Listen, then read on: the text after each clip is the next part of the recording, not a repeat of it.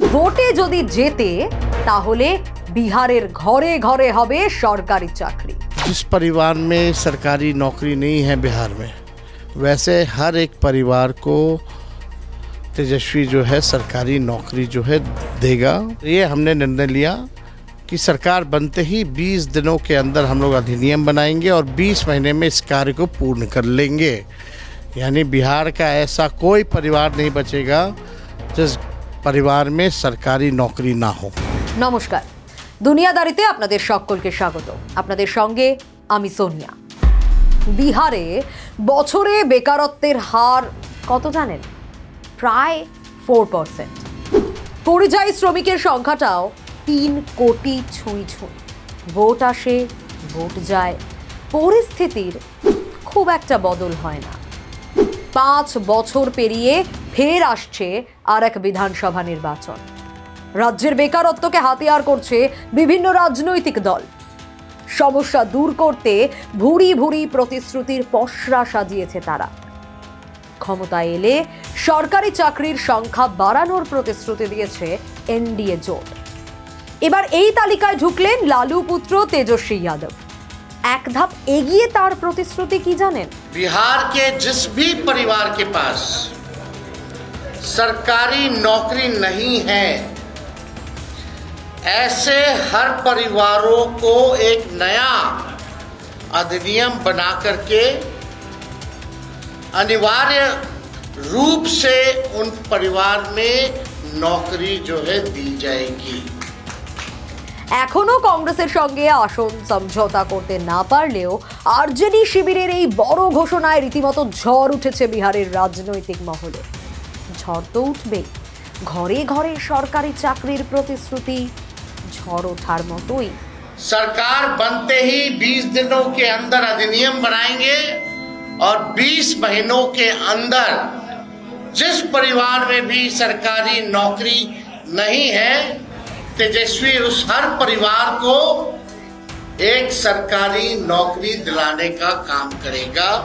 বিহারের high voltage নির্বাচনের আগে আরজেডি নেতা তেজস্বী সাংবাদিকদের জানান, বিহারে মহাগঠবন্ধন ক্ষমতায় এলে সরকার গঠনের 20 দিনের মধ্যে রাজ্যের সব পরিবারের অন্তত একজন সরকারি চাকরি পাবে।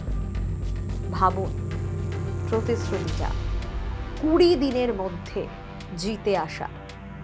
প্রতি ঘরে একজন করে সরকারি চাকুরে। বিহারের এমন কোনো বাড়ি থাকবে না যেখানে চাকরি নেই।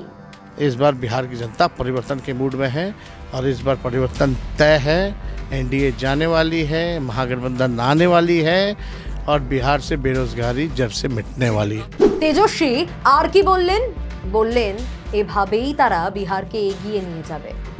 গত 20 বছর বিহারে বেকার সমস্যার সমাধান হয়নি বলে অভিযোগ করেন তেজস্বী। তার দাবি, গত 20 বছরে এই সরকার একবারও এটা বোঝেনি বিহারের সবথেকে বড় সমস্যা বেকারত্ব।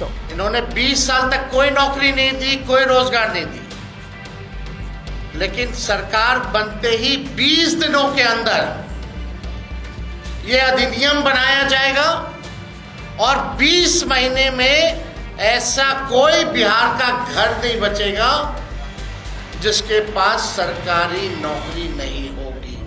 শাসক জেডিইউ এবং তার জোট সঙ্গী বিজেপি কাউকে চাকরির প্রতিশ্রুতি দিচ্ছে না, উল্টে বেকার ভাতা দেওয়ার কথা বলছে। আর এখানেই বিশ্লেষকরা বলছেন, নির্বাচনী ইস্তেহারে এই প্রতিশ্রুতির কথা বলে যুব সম্প্রদায়ের ভোট নিজেদের ঝুলিতে ভরতে চাইছেন তেজস্বী। পাশাপাশি ঘরে ঘরে সরকারি চাকরির প্রতিশ্রুতি দিয়ে এনডিএ জোটের চাপ বাড়াতে চাইছেন তিনি। এদিকে যুব সম্প্রদায়ের ভোট নিজেদের দিকে টানতে বেকার ভাতার পরিধি বাড়িয়েছেন মুখ্যমন্ত্রী নীতিশ কুমার। এতদিন বিহারে 10ম শ্রেণী পর্যন্ত পড়াশোনা করা তরুণ তরুণীরা প্রতি মাসে 1000 টাকা করে ভাতা পেতেন।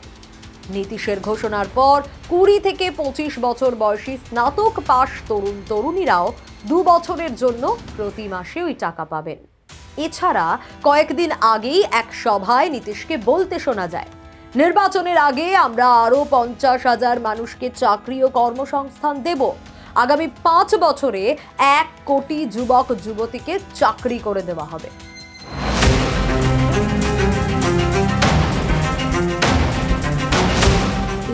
সব প্রতিশ্রুতির কথা তো অনেক শোনা যাচ্ছে নেতাদের গলায়, কিন্তু সরকারি পরিসংখ্যান তো খুব ইম্পর্টেন্ট। সেই সরকারি পরিসংখ্যান কি বলছে? সরকারি পরিসংখ্যান বলছে বিহারের বেকারত্বের হার বর্তমানে প্রায় 3%। 15 থেকে 29 বছর বয়সীদের মধ্যে বেকারত্বের হার 2023-24 সালে ছিল 9.9%। গ্র্যাজুয়েট ছেলে মেয়েদের মধ্যে এই হার 14.7% এবং পোস্ট গ্র্যাজুয়েটদের মধ্যে 19%। এদের মধ্যে অনেকেই বেসরকারি চাকরির দিকে ঝুঁকেছেন। এদিকে কেন্দ্রীয় শ্রম ও কর্মসংস্থান মন্ত্রণালয়ের তথ্য অনুযায়ী বিহারের প্রায় 13.5 কোটি জনসংখ্যার মধ্যে 3 কোটি মানুষ পরিযায়ী শ্রমিক। রাজ্যে কাজের অভাবে ভিটে মাটি ছেড়ে দিল্লি, মুম্বাইয়ের মতো জায়গায় কাজ করতে বাধ্য হচ্ছেন বিহারের হাজার হাজার মহিলারা। তাই শুধু ভোটের আগে প্রতিশ্রুতি নয়, তারা চান যেন কর্মসংস্থানের দিকে সরকার নজর দেয়। हम लोग सरकार से यही गुजारिश करेंगे कि हम लोग जो उतना हम लोग का खेत है, खलिहान है, बहुत ज़्यादा ज़मीन जथा है, लेकिन फिर भी अपना जीवन यापन करने के लिए हम लोग यहाँ पे दिल्ली में हैं, बच्चे के परवरिश के लिए, क्योंकि वहाँ पे कोई रोज़गार नहीं है। हमारे आदमी वहाँ पे क्या करेंगे रह के? खेत खलिहान किसान का क्या हालत है बिहार में पता ही है आप लोगों को। तो हम लोग सरकार से यही बोलते हैं कि ये इधर उधर की बातें छोड़ करके वहाँ पे व्यवसाय दे। वहाँ पे काम नहीं मिलता, अगर हमें काम वहाँ मिले तो फिर हम यहाँ क्या करने आएंगे। हमारे बिहार तो कहने के लिए बहुत तरक्की कर रखे हैं, पर हमारे नज़र में इतनी डेवलप नहीं है। अगर हमें यहाँ नौकरी मिले तो फिर हम यहाँ क्या करने आएंगे।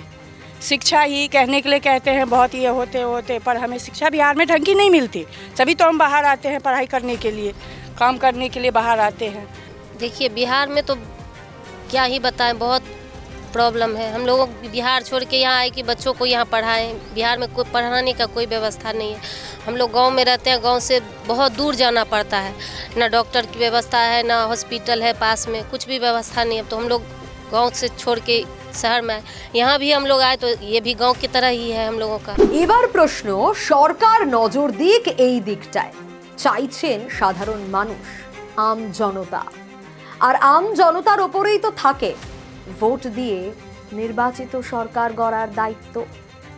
অবশ্যই আম জনতার ভোটই ডিসাইড করবে কে আসবে বিহারের ক্ষমতায়। কিন্তু বিহারের রাজনীতি বরাবরই চর্চায়, আর এদিকে ঘরে ঘরে সরকারি চাকরির প্রতিশ্রুতি, একদিকে ভাতা বাড়ানো, কোন দিকে জনসমর্থন আসে এখন সেটাই দেখার। অপেক্ষা কিছু মাসের।